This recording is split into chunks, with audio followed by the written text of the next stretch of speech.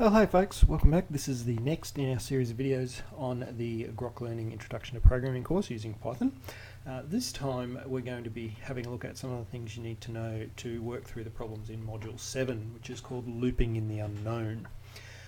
So we've done some looping before, and in all of the looping we've done so far, we were using a loop structure called a for loop, which is also known as a counted loop. You might remember with for loops we always use a variable that counts our way through the loop. That's because for loops are also known as counted loops, because we know, or we have an idea of how many times we want the loop to run, or we can count those and know when they want to stop. But that's not always the case.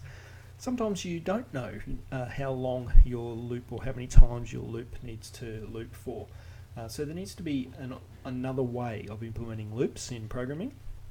And in all programming languages have another way. They have a counted loop way. Many of them use the for loop method like Python does. Many of them have another alternative. And in Python, as in many programming languages, that's called a while loop. So the while loop is the one that we use when we don't know how many times the loop needs to repeat. So we need to use a condition, much like we do in an if statement, where we set up our condition, and whilst that condition continues to evaluate to true, the loop will continue to run. As soon as that condition becomes false, then the loop stops and our program will continue on with whatever the code is beneath the loop. So as an example, we've got a little bit of Python code here, and this code should start to look familiar to you now. We've got a variable that we're setting, and that variable I in this case is going to help us determine when the loop's going to stop. And we're setting that at a starting value, so we're setting that starting value at 0. And then you'll notice the loop structure is very similar to the for loop, except we use our command while instead of the command for. We still have the colon on the end to signify the end of the condition, but the condition tells us when the loop should stop, or what should be the condition that triggers the loop to stop. So once that condition stops being true, then our loop will stop. So you think, well, what value of I is going to be less, what values of I are going to be less than 3? If I start from 0, those values are obviously going to be 0, 1, and 2.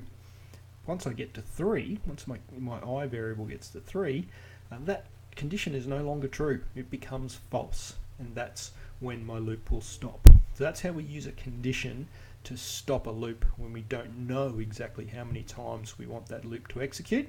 Our values of I may change and become all sorts of different values, and not necessarily increment in any sort of order.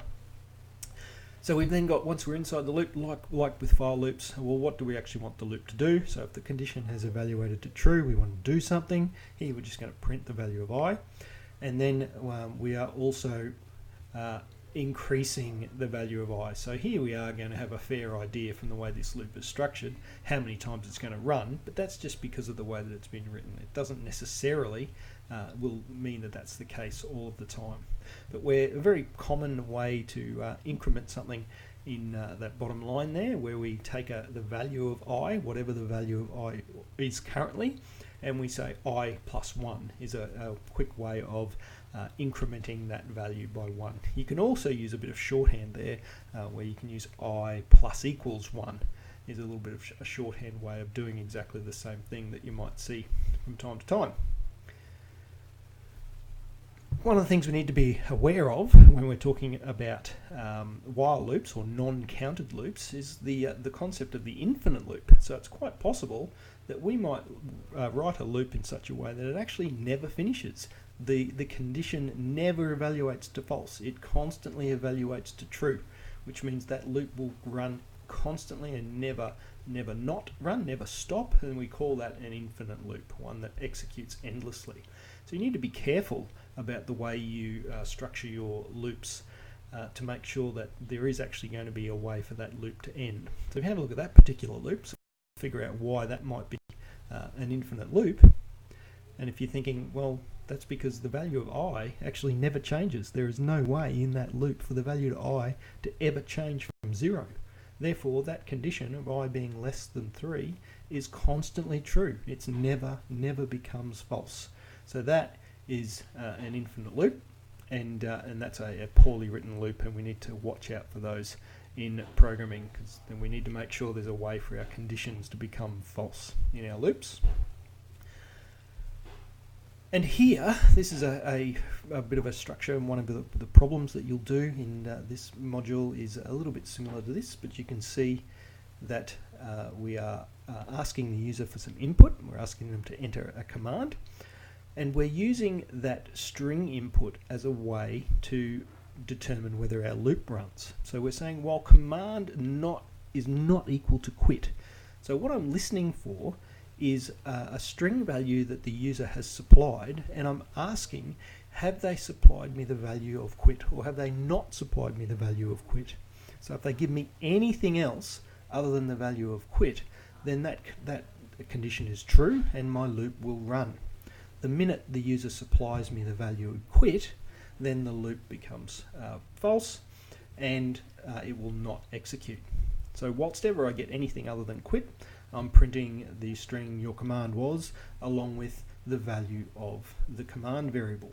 Okay, so that is a common way to use a string value to check a condition, or to create a condition for a loop to determine when I want that loop to stop. I don't always have to use numbers, I can use strings to do that. Notice in the print statement there that there's a use of a comma that we've not seen before. We've normally put our strings together, or put our messages together using the plus concatenation operator. It's not the only way to do that, and there are some times where that doesn't work and will throw you an error. You can use a comma when you're working with strings to concatenate different parts of a string together and different variables. And the difference between the comma and the plus symbol is that you may remember with the plus symbol we need to be conscious of where the spaces are and put the spaces in ourselves. The comma concatenation operator automatically puts that space in for you, so you don't actually have to put that in yourself. So that's a slight difference, and you'll need to be aware of that syntax in this module, because there's a spot where you actually do need to use it. And then where you'll notice also inside the loop, we're then asking for another command. So we're asking for the command at the top, but then inside the loop, if that's not quit, we're printing the command and we're asking the user to enter that command again. And the loop will continue to run whilst ever the user provides a value other than quit.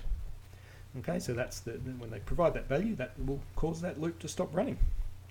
So that's our look at while loops. You've now got some problems that you can attempt in the module 7 that will use all of these concepts.